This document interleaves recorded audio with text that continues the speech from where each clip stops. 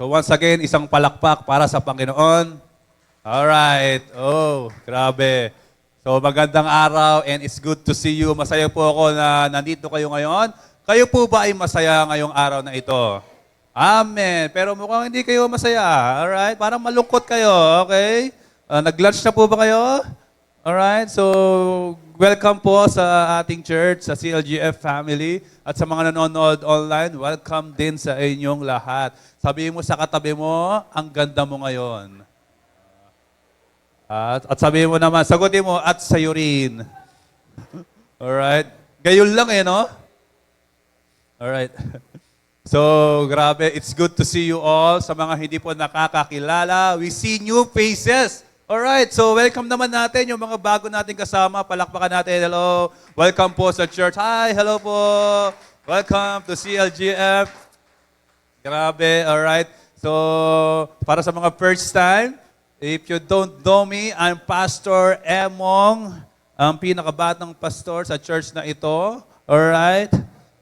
Tapos, pangalawa sa pinaka-cute. Okay. Single. Alright, so kasama wala ganun talaga. Okay. So, good afternoon. Nararamdaman niyo na po ba yung Pasko? Alright. Di pa ba? Di ba? Kapag traffic na, ibig sabihin niyan, medyo Pasko na talaga, di ba? Sino po ang na-traffic? Okay, at magiging busy na naman tayo. Magiging busy tayong maghanap ng regalo sa mga inaanak. Alright? Busy ba kayo ngayon? Kakaisip na ano kayo i-regalo ko, di ba? Ako, busy ako magtago eh. Okay, buti wala akong inaanak po dito ngayon, alright? Pero, joke lang, no? Pero di ko tataguan yan, okay? Madali po akong lapitan. Mahirap hanapin. Okay. Di, mayaman tayong lahat. Amen? Pera na lang kulang. Oo. So, ngayong pong araw na ito, we're gonna celebrate buwan ng December, Christmas. Alright? And Christmas is a season of giving. Amen? Kaya tayo makakapagbigay dahil si Lord yung unang nagbigay. Right? At we're gonna start our series for the whole month of December entitled, God Came Down. Alright? Sabi mo sa katay mo, God came down. Akala po natin na ang pinaka na-highlights tuwing Pasko ay si Santa Claus. Right? Kasi nga naman, di ba, ang mga bata ngayon, tuwang-tuwa. Kasi Pasko na nagsasabit ng medyas. Ginawa ko yan nung bata ako Grabe, inabangan ko pero wala akong natanggap na regalo Nandun lang, na malaman-laman ko, ang naglalagay lang yung nanay ko, tatay ko, no? So, akala po natin, ang pinaka-highlights ng Christmas ay si Santa Claus. Alam niyo po ba ang totoong pangalan ni Santa Claus? Saint Nicholas, right? Okay. At si Saint Nicholas po, mahilig po talaga magbigay yan. Mahilig tumulong yan. May mga pagkakataon na binebenta niya yung kanyang mga bagay or house para lang makatulong sa ibang tao. At tradition po talaga tuwing Christmas ay magbigay. Naka-highlights lang yung pangalan ni Santa Claus kasi nga kilala po siya na nagbibigay at tumutulong sa mga bata. Kaya 'di ba, ang mga binibigay niya ay mga laruan, mga bagay sa mundo, yung mga things sa mundong ito, alright? Kaya mas nakikilala si Santa Claus, mas excited sila. Pero I'm telling you right now na si Santa Claus ang kaya niyang ibigay ay bagay. Si Lord ang binigay ay buhay mismo.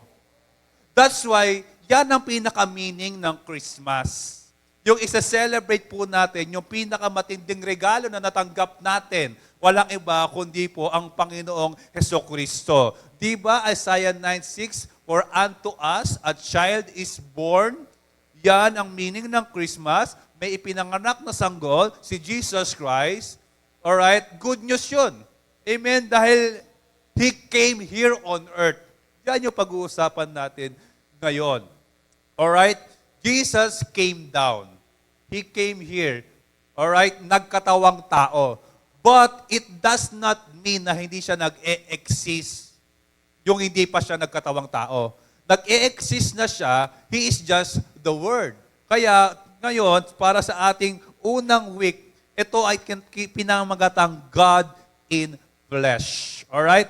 Sabi po sa John chapter 1, verse 1 to 5, tingnan niyo po sabi dito ha, in the beginning was the Word, and the Word was with God, okay? And the Word was God, and He was in the beginning with God. So makikita po natin, dalawang karakter agad na nandito.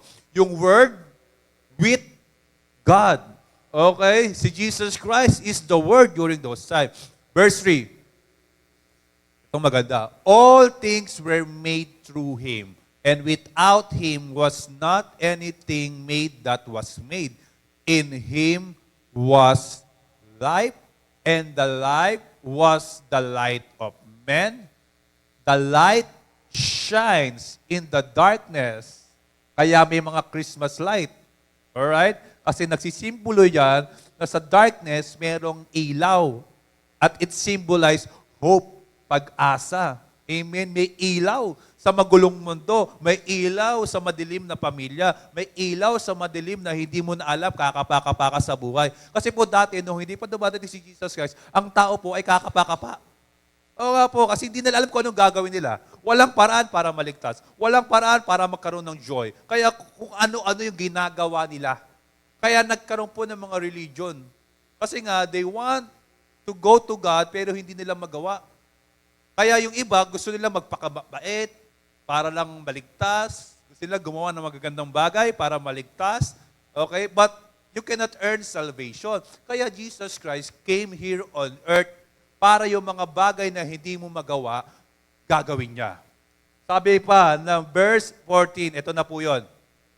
And the Word became flesh and dwelt among us. And we have seen His glory, glory as the only Son from the Father, full of grace and truth. So napakaganda po nitong pag-uusapan natin ngayon kasi it's Christmas. Dapat makita natin kung bakit ba talaga nagse-celebrate tayo ng Christmas ngayon. Maybe, alam lang po natin sa Christmas, yes, bigayan, walang masama dyan. Celebration ng reunion, walang masama dyan. Mga exchange gift, walang masama dyan. No? But, para mas ma-appreciate po natin ang meaning ng Christmas, titignan po natin yung sinasabi ng Bible. Na una, God in flesh. So, pwede namang nandun lang si Jesus Christ, hindi na siya bumaba sa lupa para magkatawang tao, pwede naman yon. Pero pinili niya pa rin gawin yon. Why? Because, tingnan natin, why He became flesh as human being, number one, to redeem us by His obedience. Grabe. Tingnan mo, sabi ng Hebrews chapter 5, verse 7 to 9.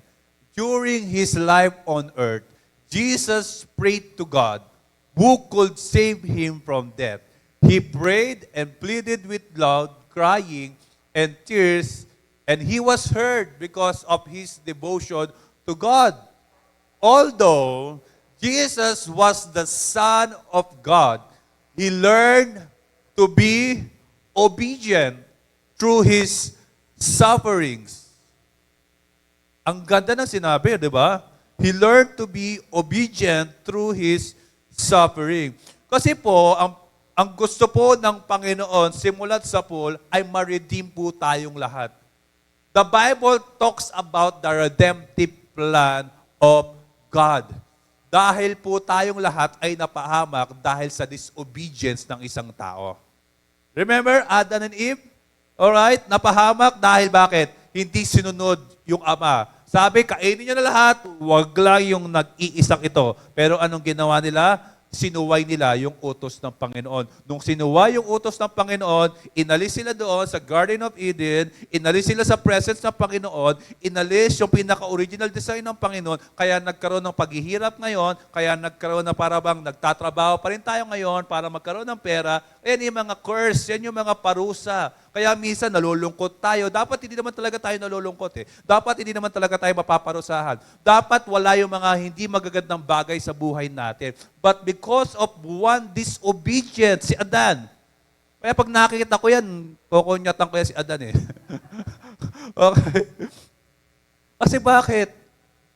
Mas pinili yung isa kaysa dun sa marami naman na pina-allow niya na tayo pa na mahilig tayo sa mga bawal.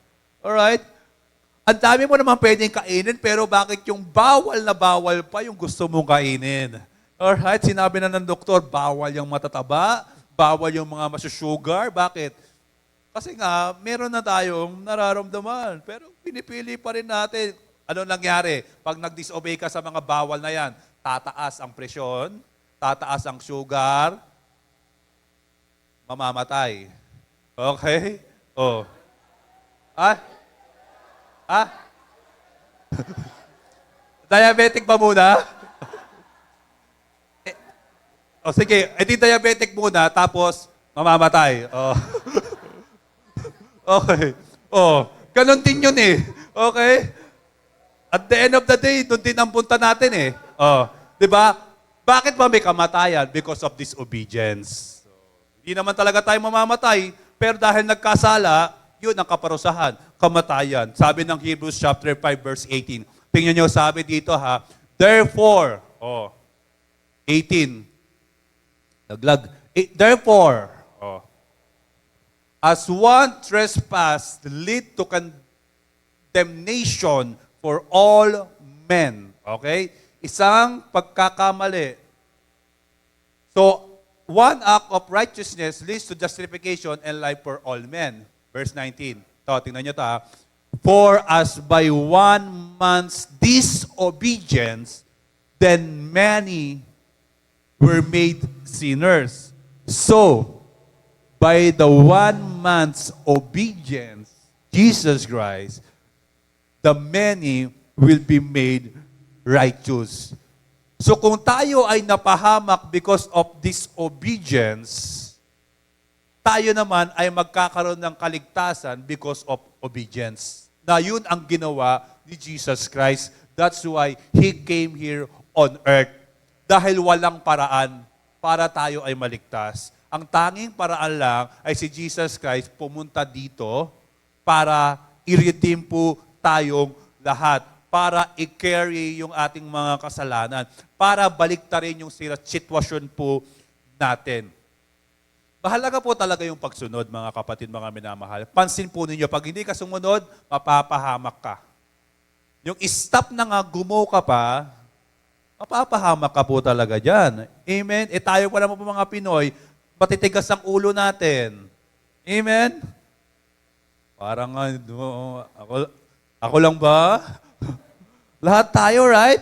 Naalala ko, nung nagdadrive ako sa, bata pa lang ako, siguro nagtatrabaho ako sa Ford, nagdadrive po ako dyan sa may Meralco Avenue, dyan sa may Pasig. Oh.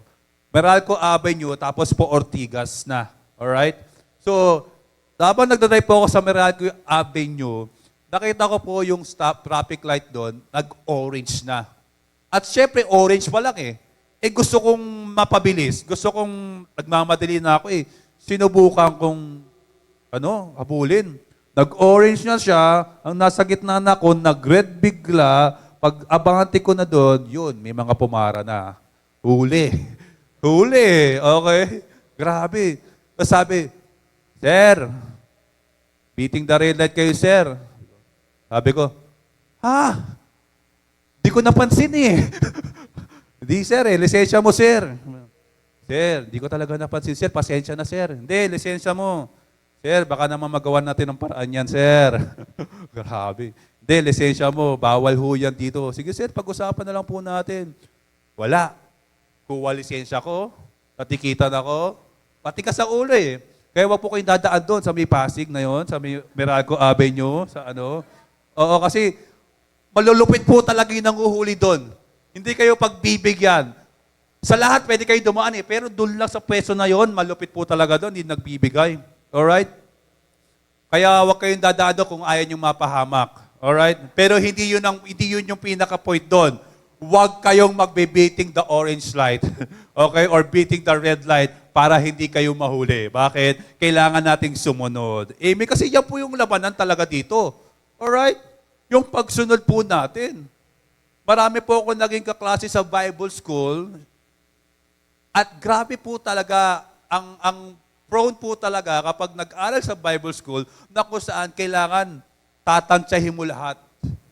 Kailangan titingnan mo kung tama, kailangan ikikritics mo lahat. Oo. Kasi yan po yung turo sa amin sa Bible school eh. Alam niyo po ba sa Bible school, bawal kaming lumabas dito ng matagal. Dapat lagi po kami nandito. Oo. Sa pulpit na ito, bawal kaming tumagal ng ganyan, lumayo. Oo. One time, nag-share po ako doon sa aming chapel hour kasi meron po kami schedule. Nag-share po ako doon. No? Bawal din po yung nakaganyan habang nag-share. Oo. Grabe po talaga. Kaya parang kapag prone ka po talaga, tatansyahin mo lahat. Sasabihin mo, uy, out of context na si pastor. Uy, bakit ganyan? To the point na kung saan lahat na lang pinapansin, lahat na lang makipagdebate, mali yan, ito yung tama, lahat, wala talaga. Oo. Grabe po talaga nagagawa. Prone po talaga na kung saan, pag yung mga natutunan napupunta sa utak, hindi napupunta sa puso. To the point, lahat na lang ng mga pastor, tinatansya, lahat na lang ng mga pastor, pinupuna. Puro critics na lang.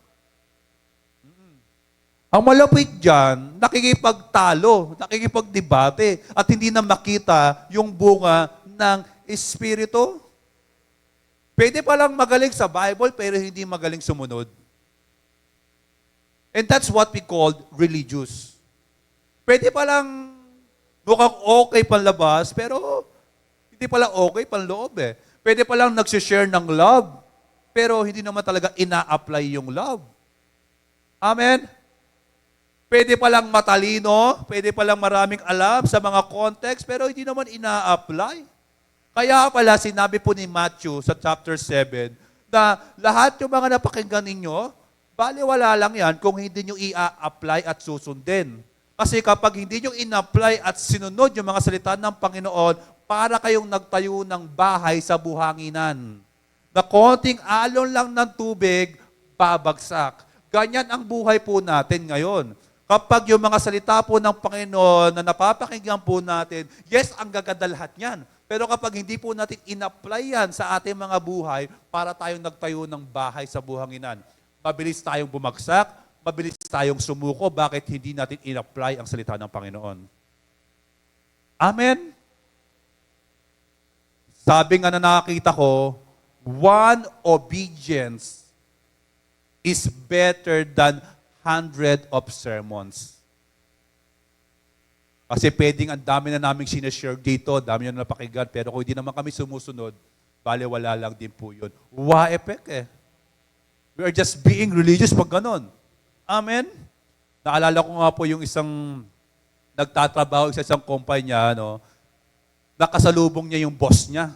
O, yung boss niya, nagdadrive eh. Nakita niya, boss, nagdadrive ng Mazda na sports car. Boss! Boss! Grabe, boss ah!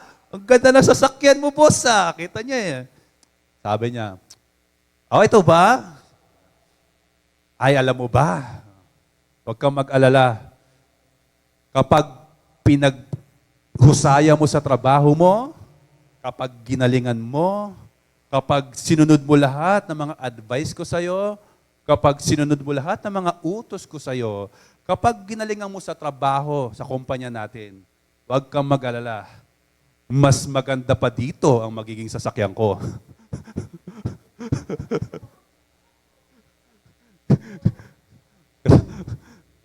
Thank you, ha? Baka sarili pala yung boss niya, eh, no? Alright? So, you need to be obedient. Kaya ginawa ni Jesus Christ yun para mapakita na kailangan niyang sumunod sa Ama. Pangalawa, bakit siya pumunta dito? To be a substitute sacrifice. Okay? Sulat niyo po yan. To be a substitute sacrifice. Sabi po ng Hebrews chapter 2, verse 17 to 18, He had to be one of us, so He could serve God as our merciful and faithful high priest and sacrifice Himself for the forgiveness of our sins. And now that Jesus has suffered and was tempted, He can help anyone else who is tempted. The good news about Jesus Christ, that's why He came here on earth. Dahil dapat tayo yung mapapahamak, dapat tayo po yung mapaparusahan, pero hindi niya hinayaan na ikaw yung mapahamak. Sinacrifice niya yung sarili niya. Inako niya yung kasalanan mo. Inako niya lahat. Name it. Di ko man alam kung ano yung mga kasalanan ng bawat isa, pero ako naniniwala, may mga kasalanan tayo sa Panginoon. Inako niya yun, na para bang wala tayong kasalanan.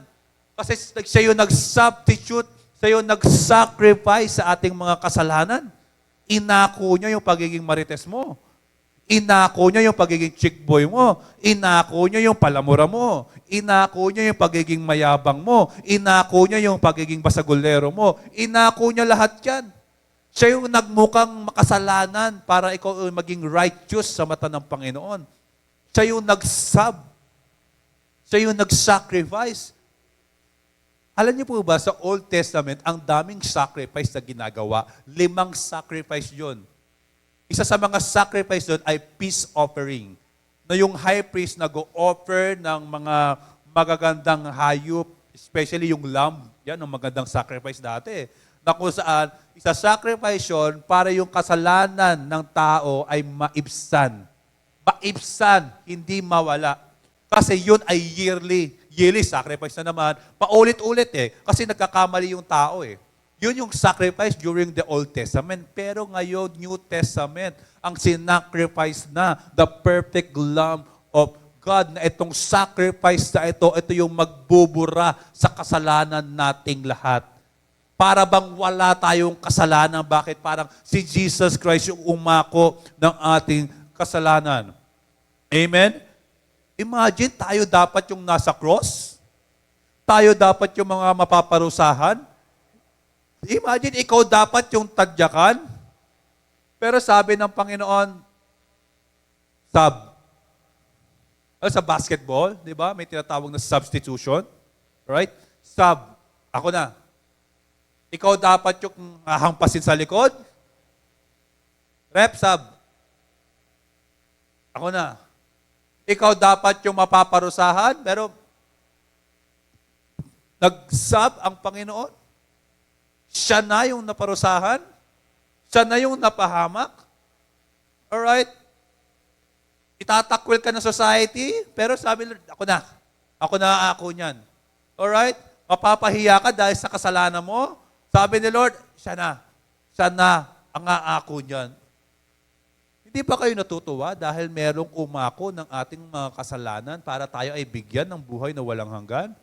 Hindi pa kayo natutuwa na merong umako ng ating kasalanan para palayain tayo? Hindi pa kayo natutuwa na merong umako na dapat tayo yung mapapahamak, pero siya na yung napahamak para hindi tayo mapahamak? Siya na yung nahirapan para hindi tayo mahirapan? Kasi ganun kabuti ang Panginoon. Pwede naman siyang nag-i-stay lang sa langit, pero ginawa niya pa rin bumaba sa lupa to sacrifice Himself. For God so loved the world that He gave His one and only Son, that whoever believes in Him should not perish but have eternal life. Through Jesus Christ lang yun. Yan ang Christmas. He came here on earth to sacrifice Himself as an act of hindi pagiging selfish, mapagbigay. Amen? So ano yung number 1? To redeem us by His obedience. Pangalawa, to be a substitute sacrifice. Pangatlo, to be a mediator between God and humans. Alright, sabi ng 1 Timothy 2:5. Sabay-sabay tayo. 1, 2, 3, go. For there is one God, and there is one mediator between God and men, the man Christ Jesus. Siya yung mediator natin. Kaya po, tulad po na sinabi ko po sa inyo kanina, kaya nga po nagkaroon ng religion, because religion is man-made, it is an attempt para maabot yung Ama. But I'm telling you, religion cannot do that. Kaya ang ginawa ni Jesus Christ, siya yung umabot sa atin, siya yung bumaba sa lupa para tayo ay makaabot sa Ama na nasa langit. Siya yung lumababa sa lupa para maging mediator. Kasi hindi kami mediator, alright? Hindi kayo pwede magkumpisal sa amin, alright? Pwede na kayo rumekta sa Ama. Yun ang maganda. Pwede na po kayong rumekta sa Ama na nasa langit. Bakit? Kasi meron Jesus Christ na namamagitan sa atin. At itong mediator na ito yung mediator na kung saan,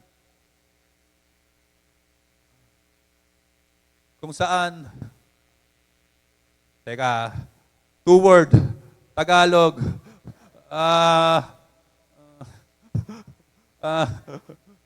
mediator na kung saan lahat ng magagandang bagay gusto niyang ibigay sa atin. Kaya nga sa mediator, kasi yung tingin na sa atin ay masama, yung tingin sa atin ay makasalanan. So siya yung naging mediator para yung tingin na sa atin ay hindi na makasalanan. Righteous na tayo sa mata ng Panginoon. Yan yung mediator. Kaya malaya na tayong makalapit sa Ama na nasa langit. Kapag may problema ka, malaya ka na makalapit sa langit na nasa langit. Sa Ama na nasa langit. Okay? Kapag nahihirapan ka, malaya ka nang makalapit sa Ama na nasa langit. Kapag may kasalanan ka, hindi ka na pupunta pa sa ibang tao para manghingi ng sorry, pwede ka nang rumekta sa Ama na nasa langit.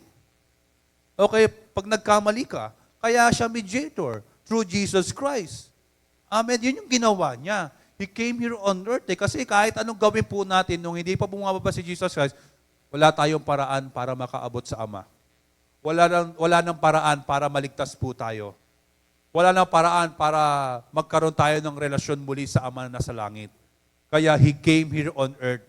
Si Jesus ang way para maabot po natin ang Ama. Si Jesus yung way para makakonect tayo muli sa Ama na nasa langit. Kasi nawala yung connection po natin eh. Na-disconnect po tayo dahil sa disobedience ng isang tao. Pero Jesus is the way. Kaya po tayo may mga life connect. Alam po ba ibig sabihin ng life connect? Living in Father's environment. Ibig sabihin, the original design of God for us is to live sa environment ng Ama na sa langit. To live sa relasyon sa Ama na sa... Kaya po dito sa church namin, church natin, alright? Okay? Kasi tayo po ay church. Okay? We are the church. Sa church, we don't promote religion. There's a lot of religion. Pwede kayo mamili dyan kasi lahat naman niya sasabihin. Kapag umaten kayo dito, maliligtas kayo. There is a lot of religions. But here, we don't promote religion. We promote Jesus Christ, His kingdom, for us to have a relationship with God. Kasi yun naman yung nawala sa atin. Hindi naman religion yung nawala sa atin. Ang nawala sa atin, yung environment.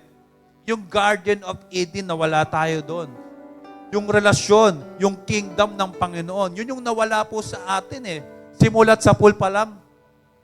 Hindi religion. Pag sinabi po nating religion, ito yung mga andami. Gawa ng tao na maraming rituals, maraming traditions, maraming ginagawa. Kailangan magpakabait ka, kailangan gumawa ka ng mabuti para maligtas ka, and that's religion. But in the kingdom of God, nanampalataya ka lang sa Ama na nasa langit, naligtas ka, kaya magpo-produce ng good works. Amen? Kaya ka mas magiging mabait na. Kaya ka mas gagawa na ng mabuti kasi naranasan mo muna yung pag-ibig at kaligtasan na nagmumula sa Panginoon. Hindi mo na kailangan maglakad pa mula dito hanggang Antipolo para paboran lang ng Panginoon, para magkaroon ng favor sa Panginoon. Pumunta ako ng Pampanga, ang dami nagpapapako sa cross. Hindi na yun eh. Kasi ginawa na nga ni Jesus Christ yun para hindi mo nagawin. Ginawa na ni Jesus Christ yun para hindi ka na mahirapan. Eh bakit mo pa gagawin? Anong ka-essence nung ginawa na nga i-sacrifice si Jesus Christ yung sarili niya, tapos gagawin mo pa yung paghihirap na yun eh. Kaya na nga siya nahirapan doon para hindi mo maranasan yung hirap na yun. Kaya na nga siya yung nagpapako sa cross para hindi ikaw yung mapako sa cross eh. Okay lang naman din na gawin yung magpapako sa cross eh. Wala namang problema. Pero ang problema, pag uwi, yung buhay, hindi naman nagbago. Pansinin po ninyo lahat ng mga gumagawa niyan tuwing Easter, tuwing Holy Week, lahat na may mga rituals, lahat ng mga nagpaparada, lahat ng mga nagbubuhat-buhat, gumagalaw-galaw ng ganyan. Marami po niyan. Sa Pampanga, saan man, sa Manila, doon sa Espanya, no? Lahat ng yan. After niya, kinagabihan, nagiinuman yung mga yan. Religious lang eh. Walang nagbago.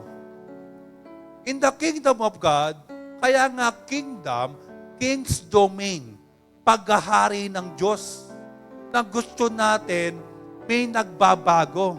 Gusto po natin, naghahari na ang Diyos sa buhay natin. Na paglabas natin dito, hindi na tayo yung dati. Hindi na tayo yung dating malakas magmura. Bakit? Naghari na ang Panginoon.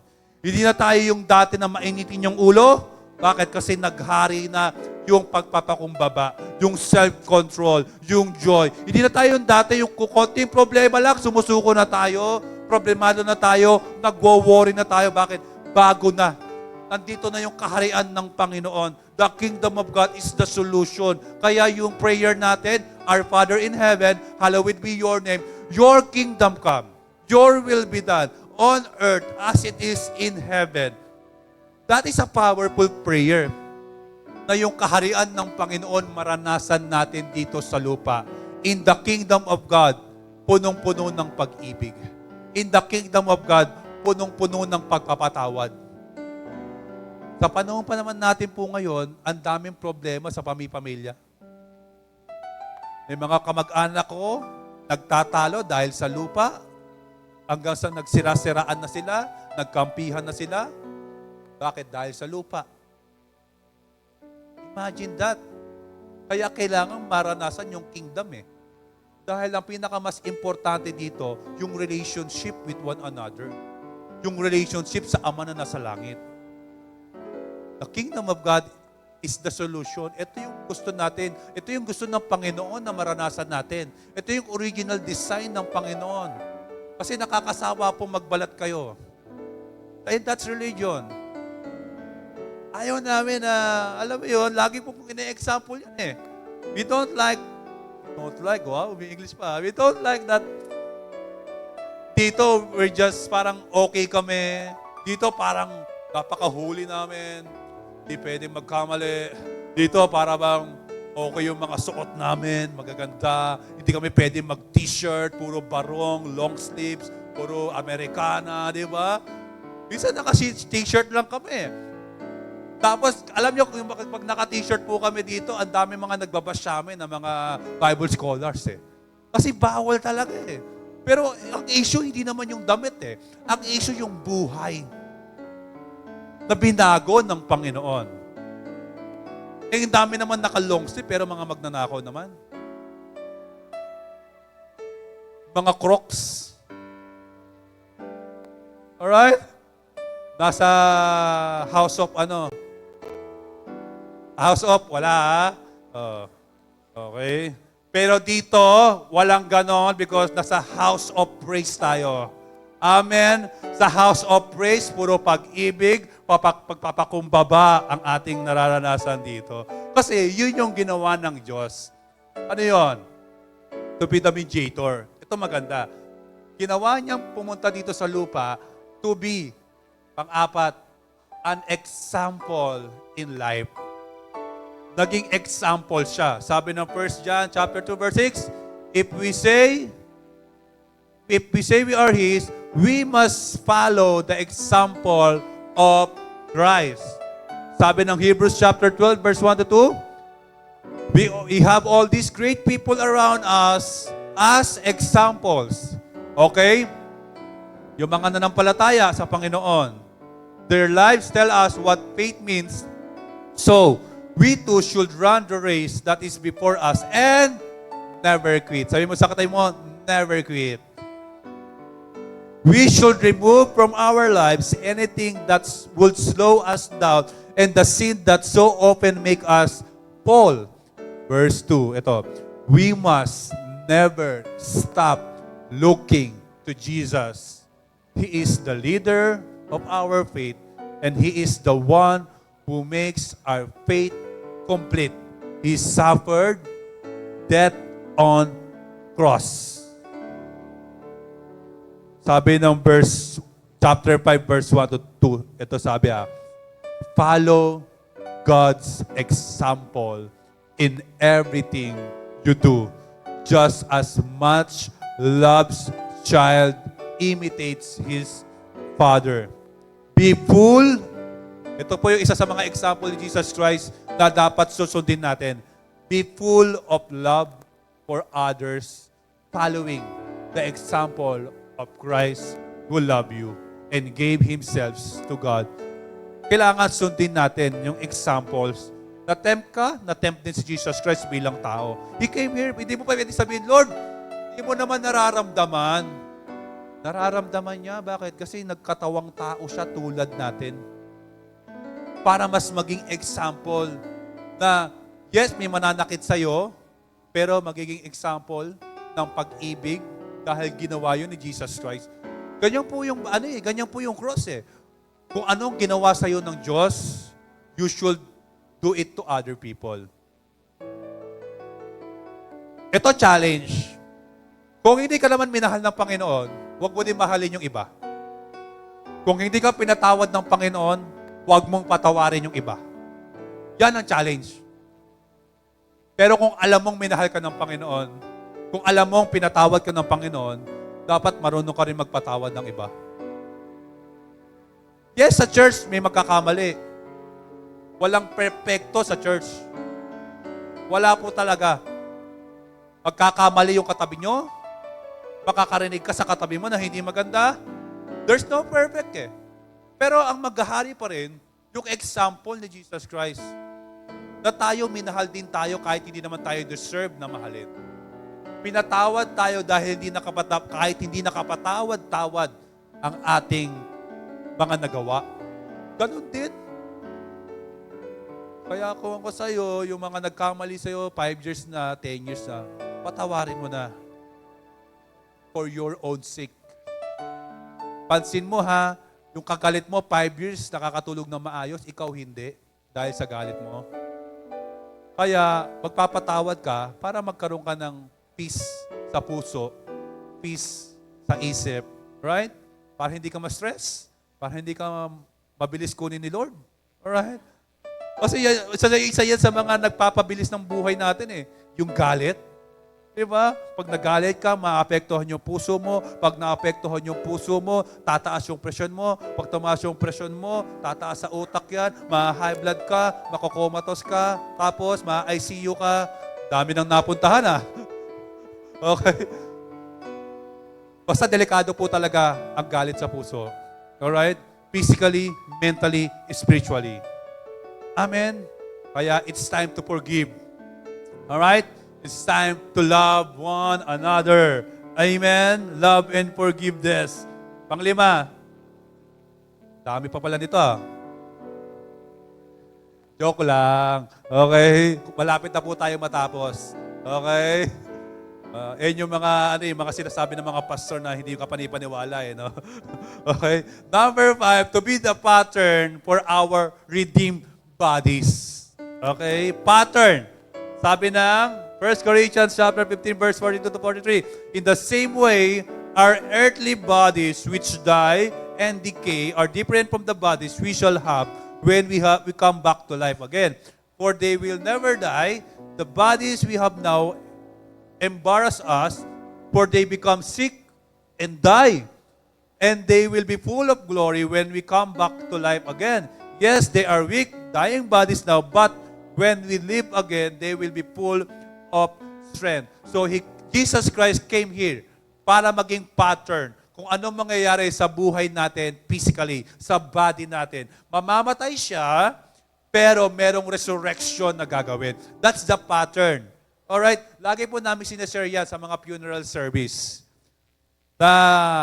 Yes, mahirap mamatayan ng mahal sa buhay. Masakit yan, di ba? But that is not the end. Alright? Lahat po tayo talaga makakaranas ng kamatayan. Hindi tayo makakatakas. But there is eternal life na nanggagaling sa Panginoon at later on, bubuhayin din. Pattern. Kaya Jesus Christ came here para magkaroon tayo ng hope in the midst of death. Alright? Kaya celebration yan eh. Yung death na yan eh, di ba? Ito lagi sinasabi ni SP. One common thing na mangyayari sa atin, kamatayan eh. Born twice, die once. Born once, die twice. Alam niyo ba yan? Yung born twice, pinanganak ka physically at pinanganak ka spiritually, mamamatay ka isang beses lang physically. Pero kapag pinanganak ka isang beses physically at di ka nabuhay spiritually, you're gonna die spiritually and you're gonna die physically. Kaya you need to born twice.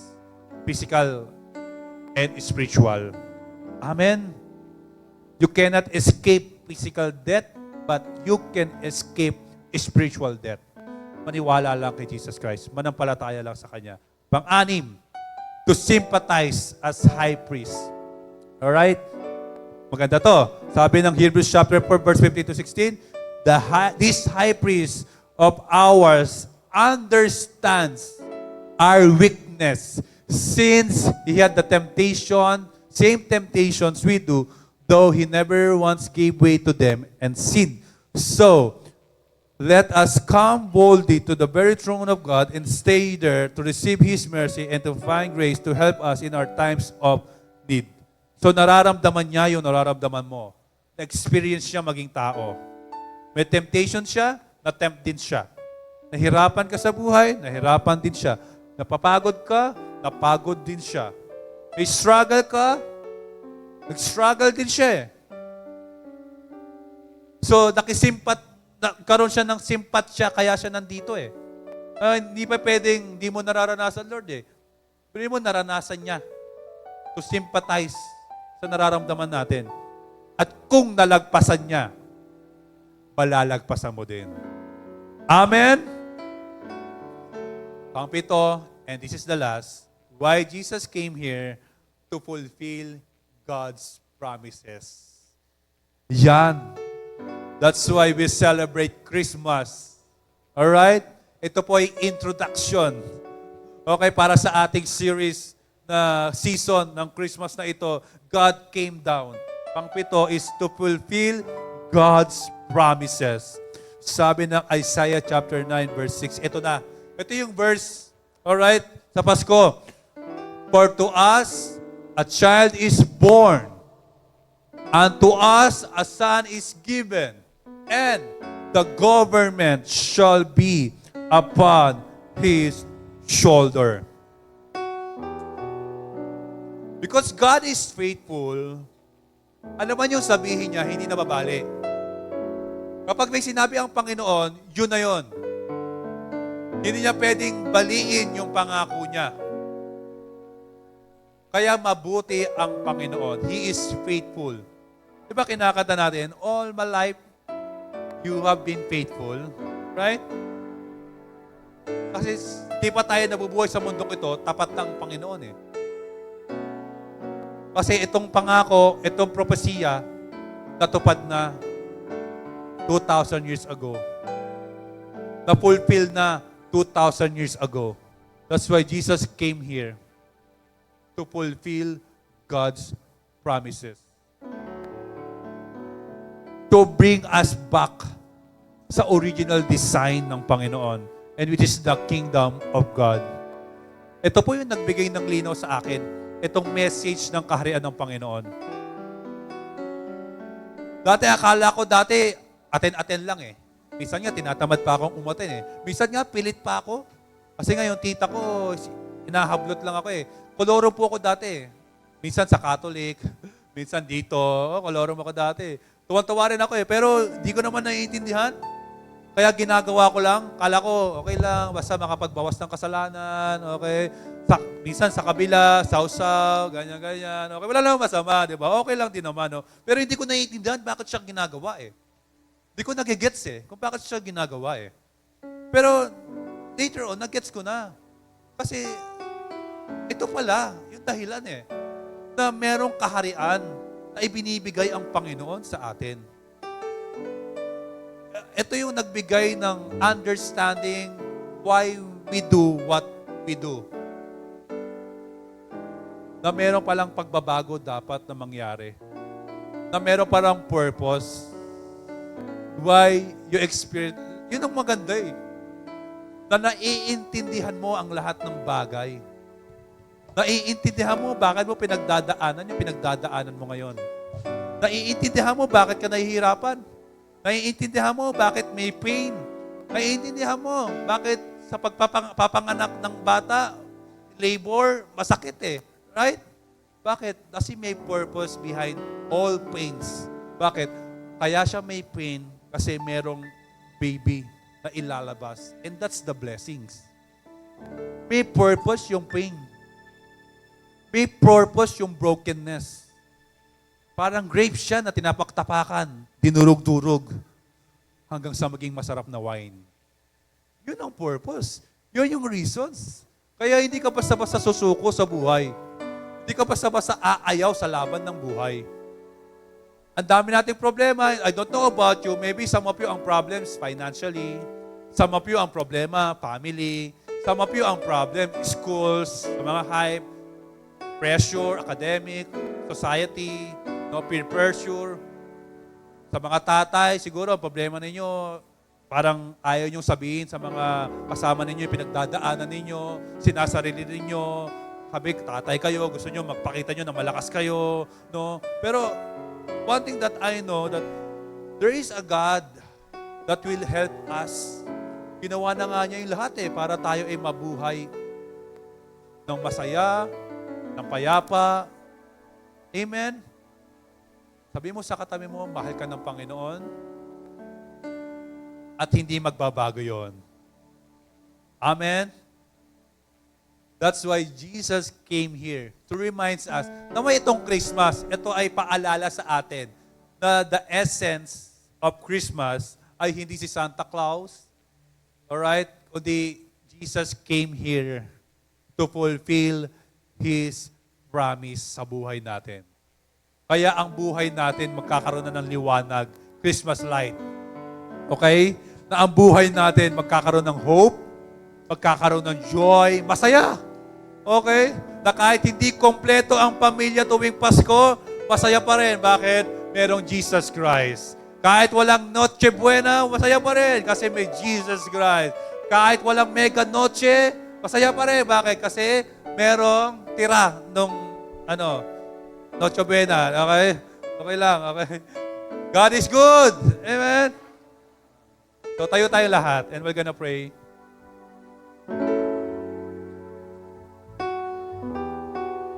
Naway this Christmas, maranasan natin yung pag-ibig ng Panginoon sa pamilya, sa kaibigan. Ito yung extension natin, no? Ng pag-ibig ng Panginoon. Maparamdam natin yung love. Yun nga yung kasama dun to be an example si Jesus Christ in life. Na naway itong Christmas, hindi lang ito para bang bigayan ng mga material na bagay. Ito ay bigayan din ng mga pag-ibig, pagpapatawad, pagpapakumbaba. Be kind to one another. Alright? Christmas, season of giving, of love, grace. Kung anong ginawa sa atin ng Diyos, naway gawin din natin sa iba. Pagpatawad. Right? And as we worship the Lord in this place, let us humble ourselves before God na yung mga bagay na nasa puso mo, bigatin, i-let go mo, hayaan mong kumilos ang Panginoon. Because Jesus is the King of Kings, the Lord of Lords. Walang bagay na hindi kaya na nang gawin ng Diyos para sa iyo. Amen? Grabe lang po talaga ang biyaya ng Panginoon sa atin, ang pag-ibig ng Lord sa atin. Kahit patuloy tayo nagkakamali, patuloy tayong minamahal at pinapatawad ng Panginoon. Hindi perfect, pero si Lord hindi tayo iniiwan. Hindi tayo pinapabayaan. He is our King. Amen. Close your eyes and worship the Lord in this place. Thank you, Lord. Hallelujah.